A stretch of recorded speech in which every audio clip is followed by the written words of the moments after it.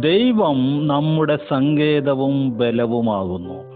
കഷ്ടങ്ങളിൽ അവൻ ഏറ്റവും അടുത്ത തുണയായിരിക്കുന്നു. കഷ്ടങ്ങളിൽ എന്താ ഏറ്റവും അടുത്ത തുണയാകാൻ കാര്യം? കഷ്ടത അവൻ അറിഞ്ഞു തന്നതാണ്. വിശുദ്ധന്മാർക്ക് ദൈവം അറിഞ്ഞ് കഷ്ടത തരും. പേടിക്കണ്ട, അദ്ദേഹം കൂടെ നിൽക്കും. എന്തുകൊണ്ടാണ്?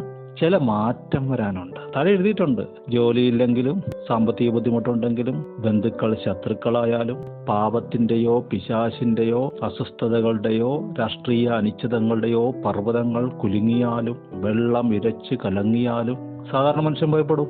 പക്ഷെ ഇവൻ ഭയപ്പെടുകയില്ല. കാരണം ദൈവം അടുത്ത തുണയായി, സങ്കേതമായി. മാത്രമല്ല, ഒരു നദി വെളിപ്പെട്ടു. ആ നദി വിശുദ്ധ നിവാസത്തെ, ഇവന്റെ ശരീരമെന്ന് പറയുന്ന ആലയത്തെ സന്തോഷിപ്പിക്കുന്നു. പ്രശ്നമില്ലേ? ഉണ്ട്. പക്ഷെ എല്ലാ മനുഷ്യരും തകരുന്ന പോലെ വിശുദ്ധൻ ഭയപ്പെടുകയില്ല. കാരണം ആ നദി, പരിശുദ്ധാത്മാവ് അവനെ നിയന്ത്രിക്കുന്നു.